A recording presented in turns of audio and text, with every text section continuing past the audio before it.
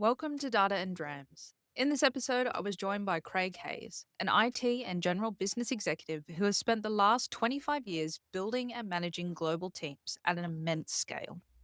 From leading fraud and risk operations in Cape Town to serving as Senior Vice President of Business Operations for Mastercard, Craig has navigated some of the most complex transaction chains in the world. He's now the head of IT at Sonic Healthcare, where he's currently driving a global uplift of 50,000 seats across 7 countries. We dove into his core belief that data and people are the only two variables that matter when you're trying to achieve the impossible. Craig offers a rare look at the changing landscape of IT leadership, specifically how we foster resiliency and adaptability in teams that are spread across 5 continents. Whether you're curious about the future of the Brisbane tech scene, the philosophical side of AI, or just want to hear a great story about historical figures over whiskey, this episode is for you. Craig's perspective on the human side of global infrastructure is something that every leader needs to hear. So pull up a chair, pour yourself a drink, and join Craig and I for Data and Drams. Thank you for joining me. Oh, good. Very exciting. Before we crack into some of the questions, what I'd love to do, so we are having a Bunnahabhain 12-year-old. Bit of a smell. There is a tiny bit of smoke. Just a little smidge. What are you getting other than whiskey? You're asking an untrained nose and palate for this. So on the nose, it should be like a coastal Islay, sea salt. Yep. You've got a bit of fruitcake, some dark fruits like cherry and a bit of hazelnut. I'm smelling a little bit of those dark fruits and a tiny bit of smoke. Very lovely. Smelling the smoke and smelling more the hazelnut, actually. Oh. What I'm surprised with, quite a lot of the whiskies on Islay are heavily peated. So your Lafroigs, your Ardbergs, and they're like a punch in the face. Yep. This one, I looked it up because it was like more subdued. Yep. Which I prefer because it's easier for me to sip on. Yeah. Palate.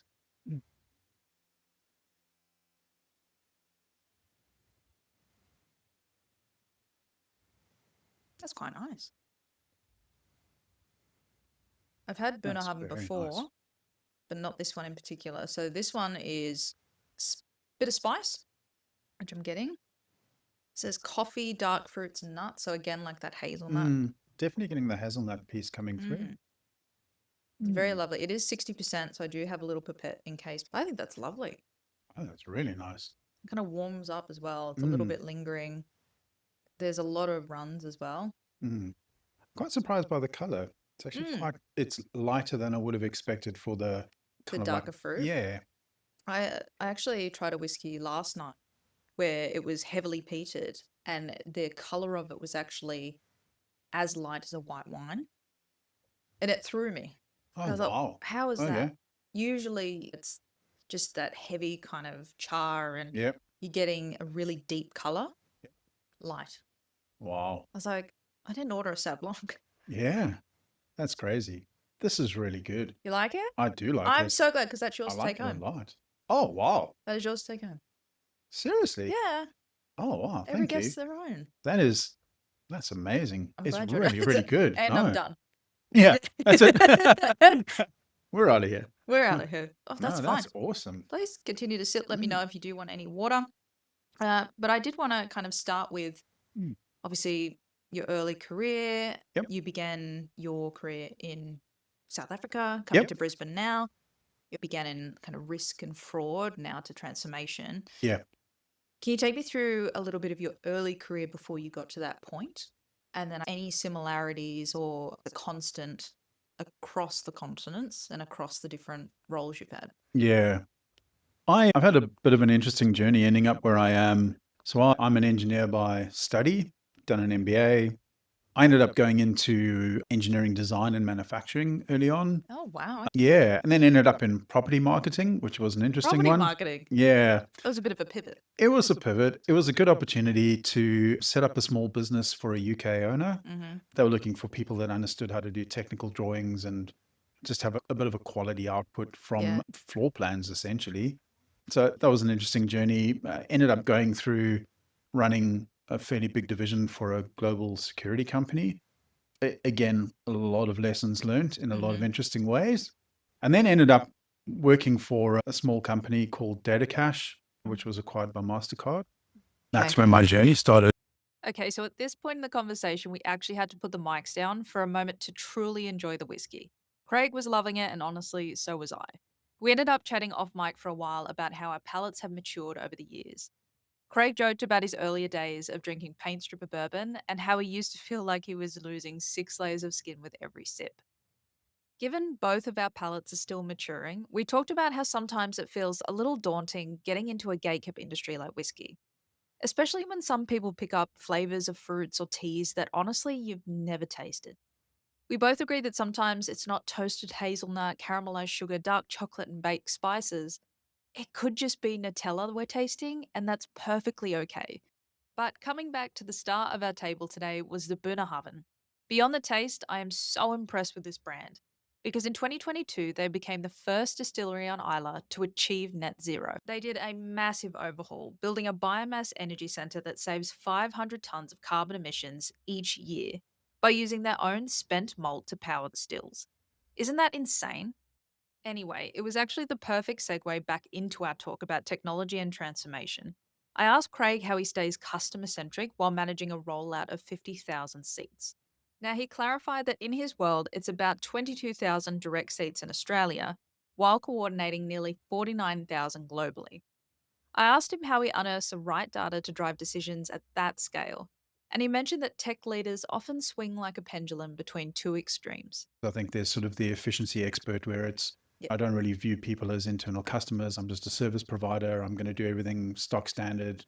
Everybody gets the same because it's easy for me to manage. And I don't really care about anything other than just getting a footprint out there and managing the Yeah, footprint. okay. And I think on the other end of the extreme, you've got the people that see themselves as, I call them the relevant responders. The So relevant responders. yes, so everybody that's got something that they want to do, you just want to fix that. Yeah. And so instead of being completely stock standard, you now pivot completely the other direction and everything's bespoke. Every technology somebody thinks they might want, you want to implement and you want to get in there. And so you want to try and add value in a million different ways. And I think both of those end up making you non-customer centric at the end of Yeah. the day. I think the one is so focused on just stock standard solutions that you don't take into account everything that's needed. You don't understand the use cases well necessarily. And I think on the other side is just everything's a use case. And so the Yeah. efficiency plays, the good cost governance, all of that stuff goes out the window. Mm. So I think finding the balance in that space is probably the right thing. Using the data to understand what's the 75% that can be stock standard and what's the 25% that needs a lot more thought. And I think the combination of that takes you into the realm of sort of something that we talk about in our leadership teams quite a lot is the trusted partner Yeah. realm. And I think that's where the data matters, showing your internal customers that you understand enough about their world to offer solutions that matter, while at the same time not delivering things that are so bespoke every time that they become impossible to support and high cost for the company. And the winds of technology change, like, oh, I want this day and I've changed my mind tomorrow, and just trying to flap between all of that. So I think it's that voice at the table of reasonability, but really understanding what the business needs Mm. and really being the driver for change that matters to get the business outcomes. So not letting people tell you what the solution is because they trust you enough that when they tell you what their need is, that you will come up with a technology solution that helps them. So I think that's probably the big thing for me is like across, it doesn't matter where you operate in the world. At the end of the day, being a technology executive is around being that trusted partner to the business to provide them with a platform for them to do their job. And that Mm. means really being invested in that side of the business and having enough of a trusted voice that they go, if I bring something to you, I don't need to try and bring a solution. I Yeah. can bring a problem. And you understand me enough that your solution is relevant and efficient and scalable and all of those things that you're going to need. So I think that's probably the customer centric view that I try and get to, just trying to find that balance. I think it's a great balance because I often try and figure out how executives do it because especially coming from a consulting lens, we're often brought in under a statement of work that has gone through someone because they need to implement this thing or it's going to help the business get 10x, whatever it might be. To me, there seems to be four players Mm. where one is the board, the Yep. shareholders, they want something. Yep. You've got your customer who Yep. needs something. You've got someone at a conference who's selling you something. Yeah. Yeah. And then you've got internally the people who are going to implement who tell you what the right thing should be. Yeah. Having to manage all of those different voices to try and get the best outcome, Yeah. I can't imagine trying to do that Yeah. and trying to come up with the best solution and balance to make everyone happy. Yeah.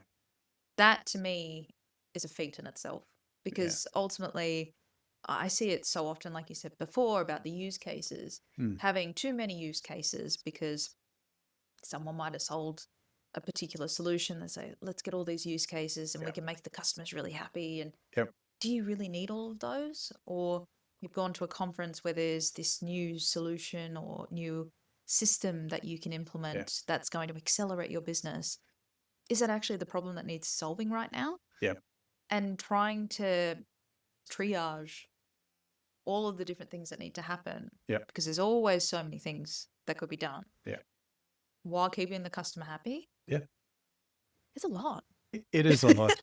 It is a lot. And I guess you probably see a lot of it from the consulting side of things where which of those roles do you end up playing for the Yeah. customer and how far does your advisory and your trusted partnership go to be able to provide those solutions or even offer a solution that is meaningful and right for the customer. So you're probably in a worse position than I am in that sense because at least I get to embed myself in one business You and get to make it. understand it. Yeah. I think it's interesting because we will often come in because someone's made that decision, Yeah. because they've gone to a conference and said, oh, I think we want this system. Yeah. We've got this problem. It sounds like we can solve it by doing this. And then Yeah. you get in, and then the teams are saying, we don't want this in the first place. Yeah. Yeah. We're fine how we are, thank Yeah. you. And then you're working on use cases to try and, Yeah. Justify the product after you've bought it. yes. Yes. So Yeah. it's like a never ending And cycle. within 6 months it's shelfware and then Oh, of everybody course. goes, why And we're did we decommissioning this buy other that? thing. Yep. Honestly, Yeah. yeah. I think between all of those different parties and all of the things that could be implemented where Mm. so many solutions are being sold to accelerate or implement AI because Yeah. it's the next thing. How are you looking to manage that within your role? Because Mm. I'm assuming that you're getting the same pitches all the time and Yep. you're hearing everything in the news Yep. that AI can scale your business or Yeah. solve the problem that you're looking for. How do you manage those conversations Mm. while remaining customer centric, but still keeping the human aspect at the forefront? Yeah, another great question. It's a fine line to walk at the moment, I think. I feel like it'd be quite noisy. It is. I think in my experience to date, which probably is similar to most other people's experience, where we've got a limited exposure to AI, but everybody's expecting you to have 5 years deep Yeah. experience with it by now. Of course.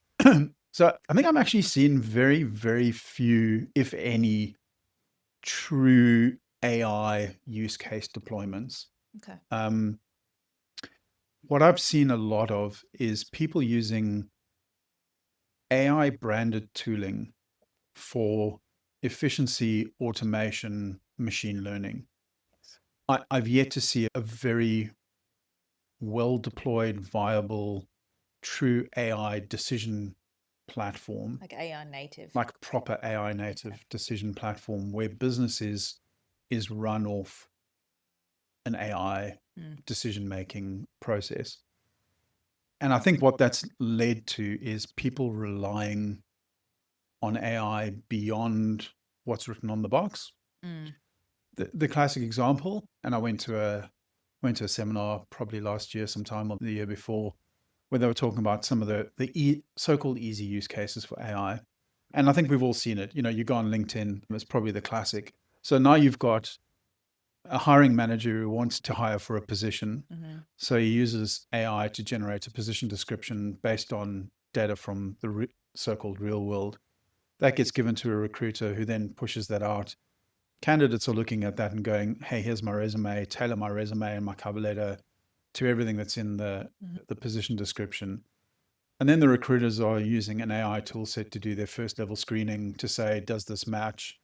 And so you've got this weird circle of just AI talking to AI, and you end up either with a massive pool of all candidates that are just infinitely well qualified Of course. on paper, or you end up with somebody making a mistake Yeah. somewhere along the line, and you end up with a whole pool of great viable candidates that never get considered because they get kicked out at first round screening. So I think that's the classic example where you're probably going to see the rise of boutique agencies where the human interaction now becomes all that more important to validate the people, to look for cultural alignment, and to actually genuinely find the interests of the business and represent them better than an AI tool will do. 100%. So yeah, I think it's a fine line. And I think the more that we lean on AI at the moment for efficiency without understanding the unintended consequences, I think that becomes more of a danger to us. Yeah. Can you imagine a world where two corporations are going to do a deal and all they do is they get their contract AIs to talk to each other and Their avatars. there's no handshake? And you just mentioned it being like a boutique service. Mm. And it's true though. I think for me, AI is depending on what you're looking at. So AI is really data science Yep. in a new world. Yeah. I think AI is really good for efficiency driving, Yep. productivity. I think it's very good in terms of predicting particular models. Again, computer vision, which we spoke about earlier. I think it's fantastic. Yep. I hope that AI never takes away a human element, or at least if AI is used at scale or in those circumstances, there has to be someone there that provides that handshake or does due diligence. There was a use case I saw where a recruiting company had, or at least a company had used this recruiting tool. And what had happened was they put in a bunch of rules, said it needs to look like this. Great. Bunch of candidates were automatically getting an autoresponder to say, sorry, you're not getting it within like a minute. Yep. And one of the managers said, why have we not recruited anyone in 3 months? They said, oh, sorry, no one's just fitting. Yeah. He ended up writing a resume, putting it into the system. Yeah. He got the autoresponder, then went in and said, actually, there's something wrong with our system. It had been coded to neglect this particular thing. It was a coding language and it was something crazy like C# or something. That no one would have. And there was literally one character out. Yes. Yeah. And I think crazy, he ended right? up getting rid of all of them because they were He like, fired 50% of his HR department. Yeah. It's a classic example, isn't it? it's just someone, number one, incorrect, no one tested it. Yeah. There's someone obviously who's not thinking and using common sense to say, I wonder why no one's come through the door. But also, if no one's come through the door, what am I receiving that's getting through? If there's not, maybe we should have a conversation. Yeah. Or if the first two candidates that did come through were so completely wrong fit for you, did you query why that was the case? Yeah. I heard that. And there's that other one, the traditional AI waste of space where you have hey, I have a 10-page document. Can you give me the 5 bullet points? You send the 5 bullet points to somebody else and they go, oh, I need to pad that out. Can you take the 5 bullet points and make it into a 3-page document? Yeah, it's all of those kind of things. Yeah. And you just think about how much energy that's burning just for people to be able to do that. Don't get me started. I started going down the rabbit hole of climate change around AI, but also AI becoming sentient and all these things. I was just like, I don't want to even talk about that. 2 years ago, I went to the seminar that I was at and it was primarily focused on Copilot. But some of the statistics they were pulling out back then was that 6% of all power generated in the US had gone towards AI queries. Now, that was obviously before the efficiency plays and before some of the refinement on the models and the NVIDIA chipsets and all the rest of it becoming mainline. But you think about it, 2 years ago or 2.5 years ago, 6% of all America's power was going towards AI queries. And at the time, they were saying one ChatGPT 3 query utilized the same amount of electricity as charging your cell phone from 0 to full. Yeah. Right. It's all those unintended consequences that aren't on the box when you read, Of course not. what's AI? Yeah. Oh my goodness. It's one of those things where it's great Yeah. if it's done well, but I do think that the human element to me Yeah. should never be taken out of the equation. Absolutely. Coming back to the human element, your experience in risk fraud, Yeah. now within the transformation space and obviously managing all of these programs, Yeah. does that lens ever leave? Are you looking at transformation with a risk lens now, or are you more focused on the implementation and just letting the facts drive? Another great question. I learned some interesting lessons working for a security company back in South Africa, a big global one. And the concept of proportional risk management was a really big thing to me. How much are you spending to protect the asset? How much is the asset worth? And what's that ratio? And I think as I've spent more time through my IT and technology career, the more I've realized there's no decision point that you make that's not a risk decision. And understanding the concepts of proportional risk, I don't think it takes anything away from you. I think it gives you the freedom to be able to make decisions better, but also gives you the freedom to make a decision understanding that no matter where you're going to be at, you're making a risk decision. And so trying to find the state where there is no risk in the decision you make will never happen. Of course. So the previous CEO of Mastercard, Ajay Banga, he had this philosophy that he instilled across the company, which is called fail fast. And so he said, it'll cost us more if you don't make a decision. And so be diligent about gathering the data you need and make the best justifiable decision that you can make with what's in front of you, including understanding what the risk aspect is that you're going to take by making that decision. And if it doesn't work, fail fast. Find out really quickly if that's not going to work. Pivot and do the next thing on the information that you now have. And that again just reinforced that sort of proportional risk piece to me, is that if you're going to get stuck in that analysis paralysis environment of trying to work out how do I de-risk everything, you're never going to make a decision. So I think it's not that I'm overcautious because I've come from that environment.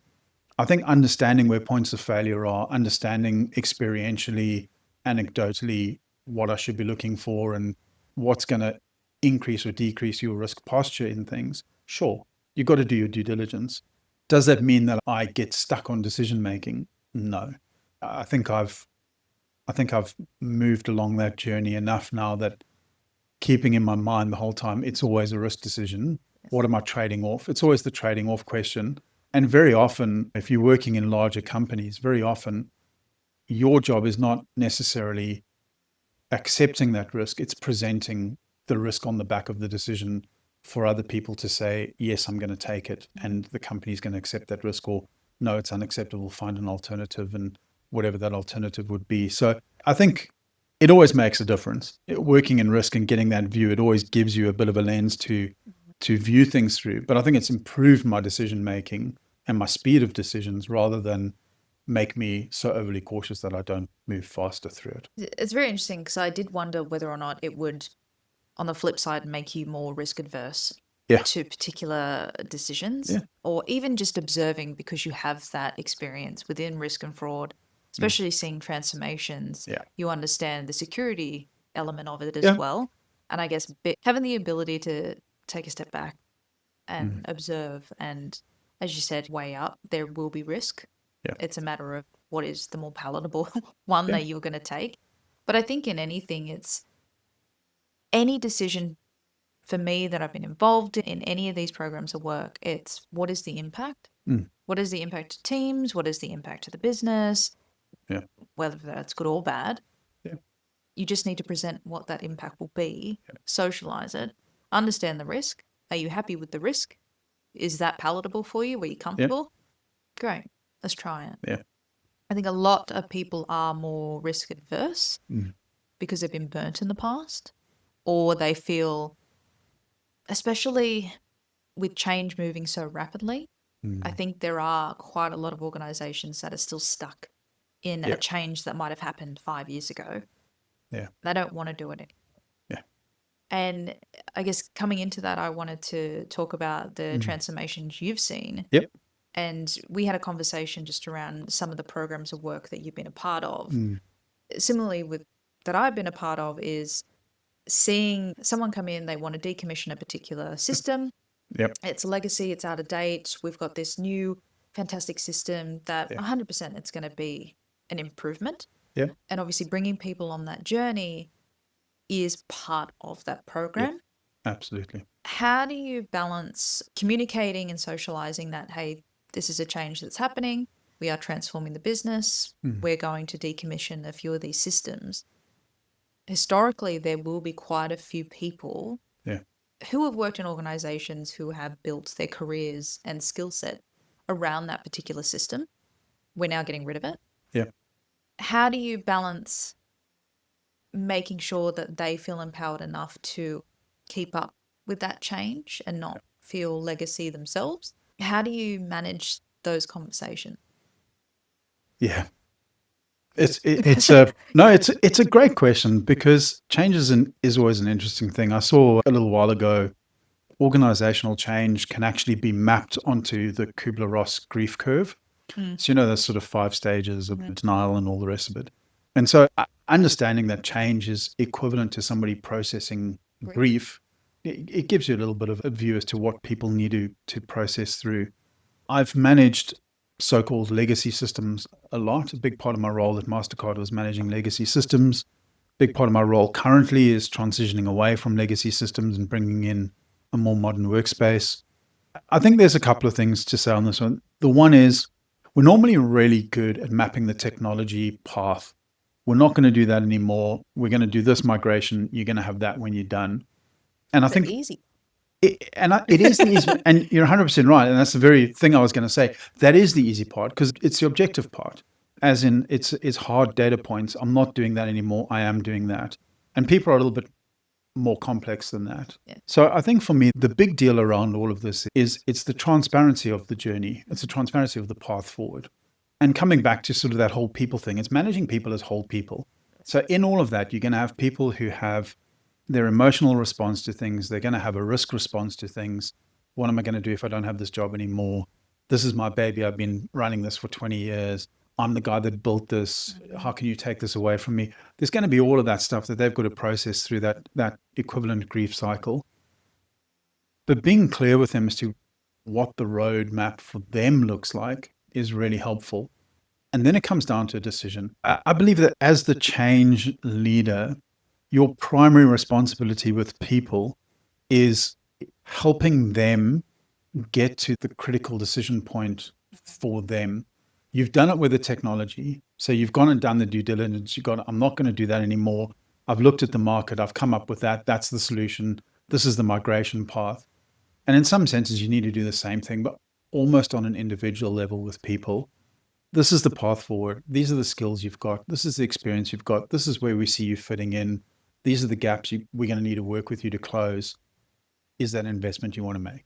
Yeah. And I find that, again, it's doing the right thing for people, not the nice thing. Sometimes we'll feel like the nice thing is, well, we just accommodate people. And 6 months in, they're going, I'm not relevant. I'm frustrated with my job. I'm bored, or I don't like the fact that you're still decommissioning my baby.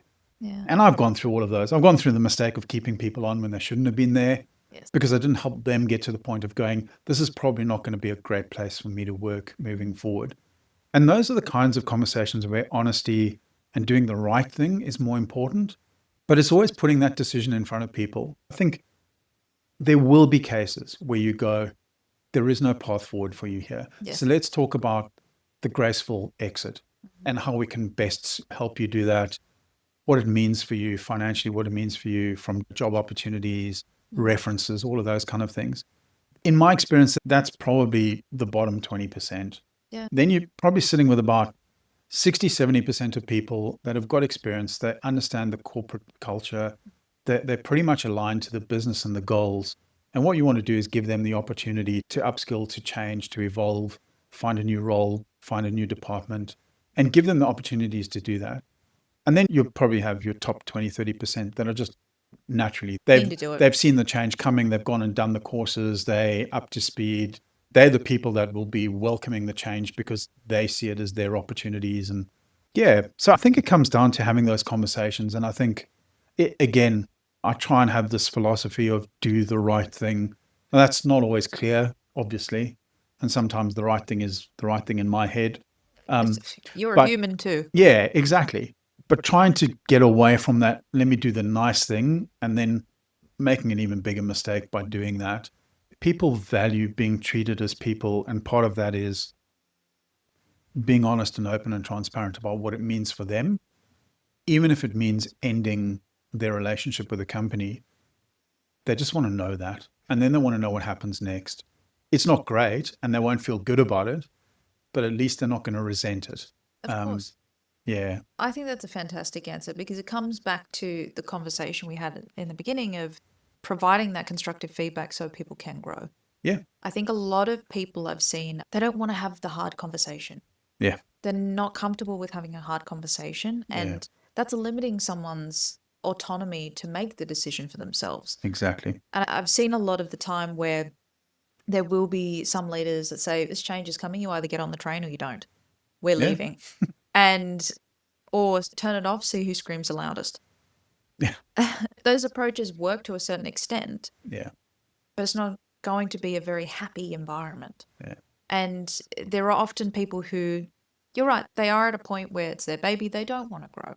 They've reached a point in their career that says, you know what, I'm out. Yeah. That's okay.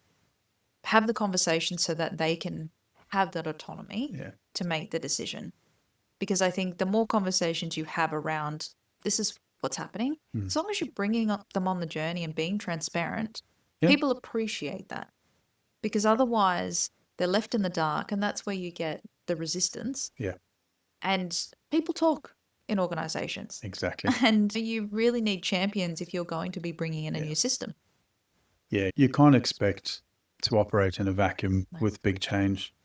I think the other thing, just to add to that, one of the primary roles of a leader is to craft the vision for the team and then to inspire people toward that vision. And I think before you even have the conversations at an individual level with people, it's absolutely critical in a change environment to have that vision painted, because often people don't like change because they don't know the why. Yes. And if they can't buy into it, then they'll reflect back to themselves. So if I can't understand it, I can't agree with it. And if I can't agree with it, I'm not going to get on board with it. And if I don't get on board with it, I'm going to reflect back as to what does that mean for me? And then I'm going to get frustrated or upset, and I'm going to do an emotional decision around where I fit in because I haven't had that made clear to me. So starting off by putting a vision up there, to me, that already creates the opportunity for people to go, I either want to be a part of that or I don't. And if I do, now I can have the conversation with you around what the path is to get there and how do I fit into that vision that you've crafted. If I'm going, that's great, I just don't actually want to be a part of that, great. Then the first conversation with you is, how do we help you exit gracefully? How do we help you exit in a meaningful way, dealt with as a whole person through that process? I always find it interesting, especially coming in as a consultant, because those conversations, majority of the time, aren't had, or they're had with a particular domain in mind. Yeah. So technology might be implementing something that actually impacts marketing and risk and regulation, and they impact all of these other peripheral domain. Yeah. No one's had the conversation with them. Yeah. So the vision's put up, fine. But then we're coming in to execute and make all these changes where I'm then the one having to say, hey, this is the vision. Yeah. This is why. Yeah. And some people are, oh, I didn't sign up for that. Yeah. And then it's a matter of going through the process of, okay, now we need to go on a bit of a showcase around and make sure everyone's going to come to the house that we're built. And it's I think having a leader that does it at the start and understands that any transformation, any change requires some level of publicity, Yeah. internal PR, to bring people on that journey, to get champions from the get-go. Yeah. And then they'll feel more involved in understanding the why Yeah. and more inclined to support. Because then it usually comes down to me who has to go, it's a great idea. I'll go have the conversations and then I'll be the bad Yeah. guy, which is fine. But it would make everyone's lives easier if we're having that conversation up Yeah. front and everyone's on the same train. Absolutely. And look, you know, the answer I've just given you, it's the ideal, right? Oh, of course. You do large scale change and you've got one department trying to implement change across multi departments and you don't have access to have those conversations. Coming back to, if you're heading up change, then the single most important thing right from the bat is the what and the why, and get that socialized, because every other department is going to have the conversations around impact to them on the basis of what that vision looks like. Yes. And it's going to be the basis for any further discussion. So yeah, it's so important to get that right and to get that socialized and everybody to hear it and hear the same thing Yes. as you. So keep it simple and keep it to the point so that you don't have 10 versions of it being understood. Absolutely. But yeah, like the vision is everything. 100%. I guess that's why I also wanted to have the podcast is I often get to be in those rooms and it's relaying a conversation where really it should be heard from the one at the top saying this is the vision and let's all go on the same journey and off we go. And it's often kind of secondhand knowledge or in a statement of work somewhere and having to piece together and say, this is why they wanted to do it. Why? Yeah. Yeah. You know, it's an interesting conversation. It is. And I tell you that whole abdication of responsibility piece for me, it's always been one of those places where it comes back to the do the right thing or the nice thing. You know, there's a lot of people that don't want to be the bearer of bad news. They're happy to let somebody else say that. But again, in my experience, the level of respect that people have for you, if you're not prepared to do the right thing by having the hard, honest conversations, the people that stay behind, they've lost respect. Yes. The people that leave resent you because you didn't do that properly and they feel like they haven't been dealt with as people. And that's not a good thing. Well, they put confidence in you as a leader to have the hard conversation. That's, to me, that is a leader's job. Yeah. If you're relying on someone else to have that conversation for you, that's like asking your mum to put your resume in for you when you're first starting out at a job. You know, if you want the job to be done, you go in and hand in your resume. And it's the same kind of mindset. It is that trust that the right thing will be done across the board. Because if you're one of the people slogging day in and day out and you've got a slacker in your team, you want to trust that your manager will have the hard conversation with that person. You don't want to think that they're just going to avoid that, because then it makes everyone else makes everybody else unhappy. 100%. Yeah. I want to take a pause because I do have a rapid fire. Just a few questions before we get stuck into the remainder. Go for it. All right. Brisbane or Cape Town? That is so subjective. It is. I'm going to say Cape Town. Mm-hmm. That's fair. But Brisbane's home. Really? Yeah. Yeah. How long? It's been 8.5 years. Yeah. Yeah. Wow. Yeah. So like Cape Town's, that's your roots. It's always there, and it's a beautiful, beautiful, beautiful city. But I think we've been privileged to call Brisbane home. The opportunities for my kids, the way that we got welcomed here, the way that lifestyle is here. I think we're very happy to call it home. Oh, I feel the same way. Newcastle will always be my roots. Yeah. Brisbane's home. Brisbane's home. Yeah. I was divided about that question. I thought you might have been like, I've got to. Yeah, it's a hard one. Like most of my family are back in Cape Town, and you land there and you see the Table Mountain and you just go like, oh man, I'm back. But I think after the second time we went back for a visit, we actually found all of our kids and us. We were thinking we're going home. I can't wait to be home.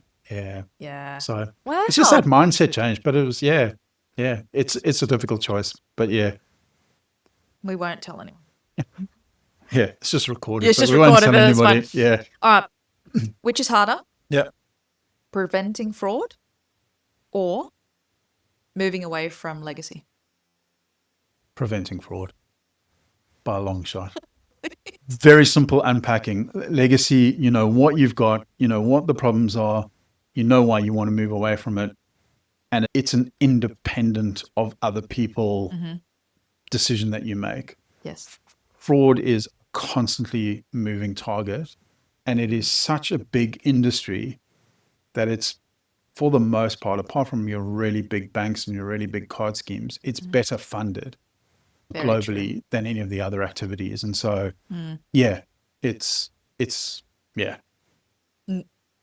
Easy. it's massive. It's massive. Yeah, it's just massive. All right. So, yeah. Open source or proprietary?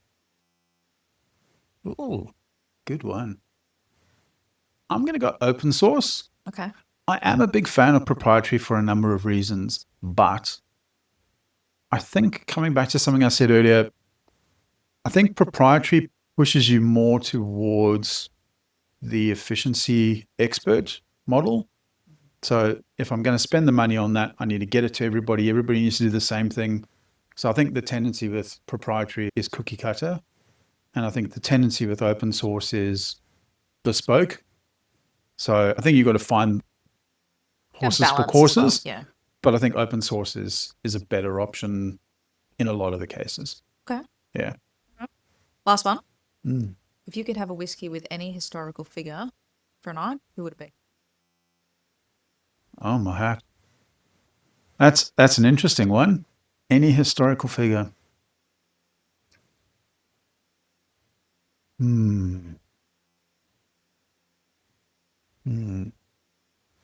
Paul Rudd got asked this the other day, and I like his answer for a number of reasons. And it's not the answer that most people would probably think, but he said, Jesus. And the cast member who was with him, I think there were two of them, kind of named like Hang. And he's like, hey, look, I just want to ask him if everything was real. I mean, yeah. Would he turn up or not? Yeah. And I think that's probably a pretty good one. I think I'd probably be keen to do that. I think outside of that, I'm a South African. So Mandela would be a top player there. I mean, you'd have to.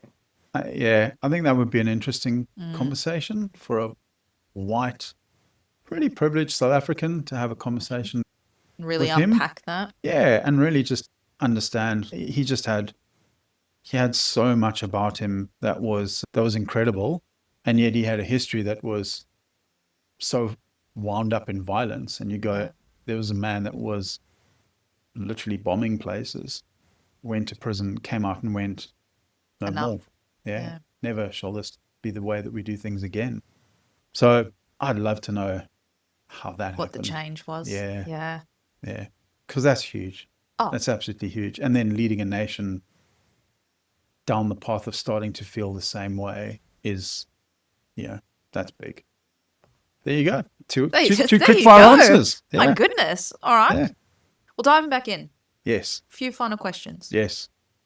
You mentioned today around the teams that you lead. A big focus is creating that talent for changing times, rapidly changing times. Yep. I really want to know from yourself, what is one non-technical skill and one technical skill that you think people should be developing? Yeah. Technical, critical thinking. Oh. And by that, I mean, particularly in the tech space, one of my observations is the more that people have ended up specializing and the more that people have ended up focusing on particular career paths and particular technologies, the less able they are to be what I call a no-but engineer. If you look at how fast things are changing at the moment, you're never going to keep pace with all the technology coming out. And so what you want is people who can go, that's not going to work, but that can work, or let me go find a way that this can work, or this might work. I think we're going to have people that think more broadly, and that sort of luxury of being able to go, I'm going to say no because it's not my technology and I don't need to own it anymore. I don't think that's going to play too big a role, because I think the way that technology is going to change incrementally in the next 5, 10 years is it's going to rapidly change. So you're not going to have the same product to invest in over 3, 4, 5 years. You're going to have to know the principles, and you're going to have to be able to swap and change. And so I think the non-technical skill that goes with that is resilience. I've got a little bit of a personal mantra that I have it on my team signature just to create On your conversation. team signature. I do. Oh, I do. It's one of those things, mate. So it's actually a quote from Hannibal, the General Hannibal, I when he was thought you trying to meant the get over show. he was trying to get over the mountains to go and invade Rome, and he got told that there was no ways to be able to do it. And so there's this Latin phrase which is, and forgive my pronunciation, but it's aut viam inveniam aut faciam, which means I will find a way or I will make a way. Great. I love Great, isn't that. it? And so I think that's what I would want from an engineer. I want an engineer to have that critical thinking to go, I'll either find a way or I'll make a way. And the second piece of that, the non-technical, is the resilience that goes with that, because I think that's going to become the norm. Yeah. So being able to pivot, being able to rotate, being able to think, being able to do something that's not the norm and be okay with it and actually thrive in that, I think that's going to be the stuff that we're going to need. That's awesome. Not me thinking it was like Hannibal Lecter. Oh, no. Yes. I was like, oh, like fava beans and a nice No, Chianti. no, not, no, yeah, wrong Hannibal. Wrong, Wrong Hannibal. definitely wrong Yes, Hannibal. yes. I'm having an old friend for dinner. Yeah, I think it's great because ultimately you spoke about your experience being more of a generalist, and I yeah, think that's coming back because I know I was talking to another engineer who was doing a talk, and we're going through the different topics that he could be doing, and he was really focused on Databricks and yeah, doing talks and topics around Databricks. And asked him the question, I said, is it you want to be known for Databricks, or is it that you want to be known for implementing platforms and Databricks is the example that you use? yeah, And we had the conversation to be like, oh, actually, it's platform implementation. And this is just the experience he has and yeah, what he can showcase. And I think a lot of the time that growth mindset needs to be more prevalent yeah, in a lot of roles now because we're moving away from these legacy systems. Those hard conversations that you're having are with people that have potentially fixed mindsets because yeah, they've been doing things a certain way for so long, where we're now going into this rapidly changing environment where you have to be really flexible and have a growth mindset and be yeah, okay with change. And that goes against a lot of our ingrained yeah. being as a It human. does. But I think that's the ones who really excel in the space. They're going to be the ones that have both that resilience and Yeah. ability to have that change very rapidly. Yep. Oh, I love that. Mm. We talked about Brisbane's now home for you, Yes, it which is. is really lovely, I have to say. It's really nice. I'm like, I'm not even from here. And I'm like, Yeah. Oh. eh, hi, oh, local? You've been here longer than I have. Oh, really? Oh, there you Yeah. go. I've been here like 3, 4 years. Oh, okay. Yeah. Oh, new kid on the block. Yeah. God, given that Brisbane is now your home, Yep. has the tech landscape locally changed your perspective, or have you found it to be quite different to obviously leading?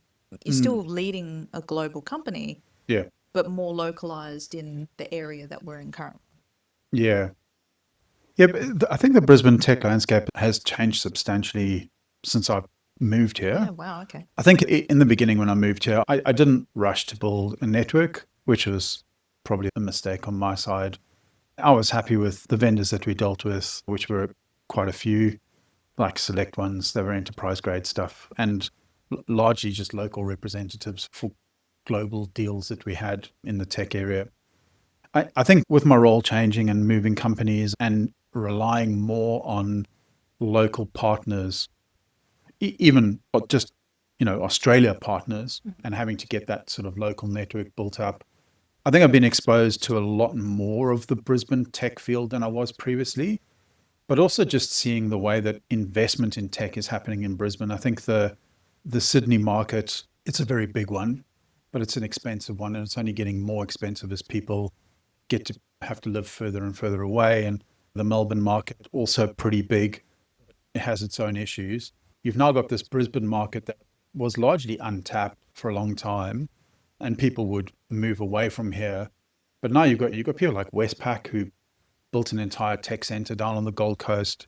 And you've got a lot of the mining houses that are pulling things back to the city centers and bringing the engineering teams into Brisbane. So I've actually found a lot of the bigger providers now either have a head office here or they have a substantial branch here, and they've got their account management running out of Brisbane. And I think the network of people here has been pretty easy to get into. Whereas Yeah. my experience of chatting to other people, Sydney's very, To crack and it's into. very industry niche focused. You know the people you know because that's what you deal with. You don't get the broad exposure. Mm. I find the Brisbane events that I've gone to have been really helpful because it's a very cosmopolitan group. So it's not such a big IT world that if you go to a CIO conference, that it's the healthcare or the fintech or Yeah. whatever. It's just the CIO conference, and you go there and you've got hundreds of people from all different industries and sectors, and that just gives it that great variation and Mm. great feel for just the spread of people and experience that you have in a room. So I've really enjoyed that. Yeah. And I've just seen that sort of trajectory of tech investment in Brisbane go up. And I don't think it's going to stop. I think more people are going to invest here. And that means the networking, the opportunities, the events, all of that will just pick up even more. So I've really enjoyed the last 2 years, really have been 2.5, 3 years maybe, have been a real game changer from a networking investment point for me. And I found the teams and the vendors and particularly the exec level engagement here really good and quality. Yeah. Like good speakers come through, great events hosted by local companies. It's really been good.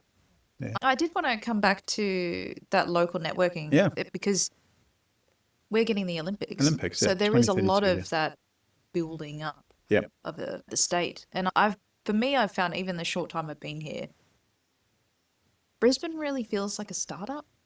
Yeah. It feels like a really cool, innovative city that's growing and people want to be a part of it. And Yeah. it still has that grassroots that, as you said, you go to a CIO conference and you get so many more ideas because it's not just pigeonholed to one particular industry. Yeah. Everyone's problems are going to be fairly similar. Yeah.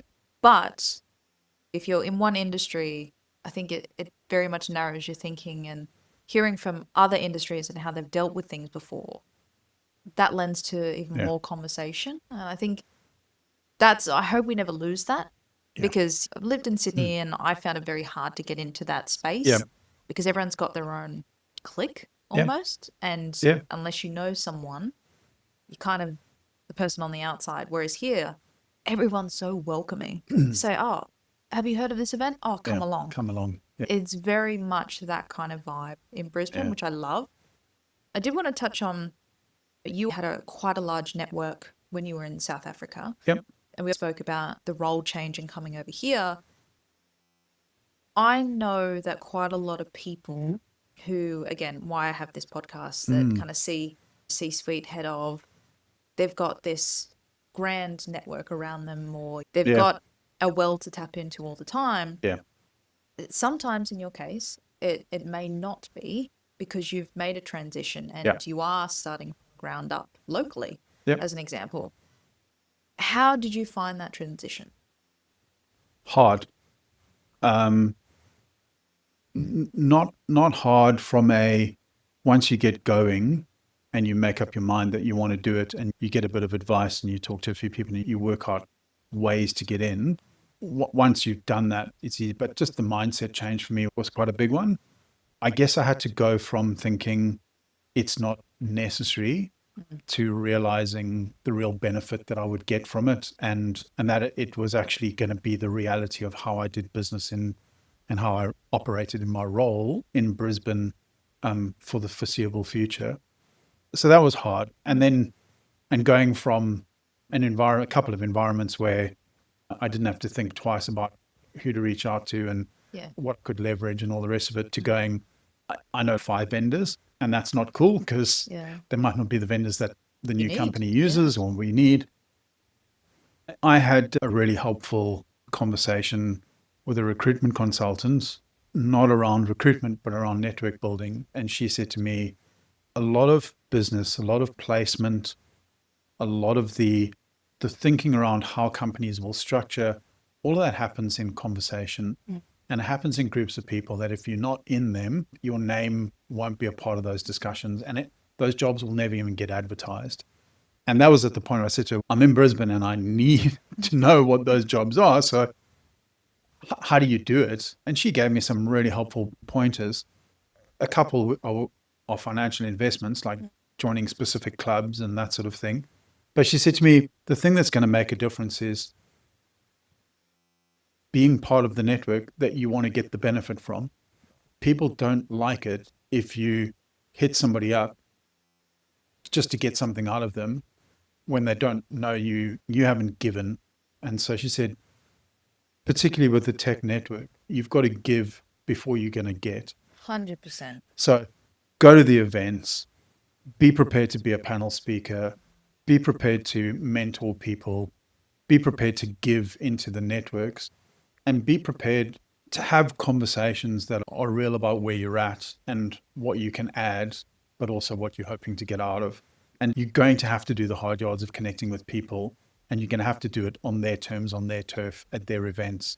And that means you're going to have to put yourself out there, and you're going to have to do the hard yards of finding out what's on, finding out what is going to be a good investment for you, and then don't just pitch up to the event and go, oh, great, I'll sit here and get a good talk out of it. You're actually going to have to, and it's not the easiest thing if you're an introvert like I actually am.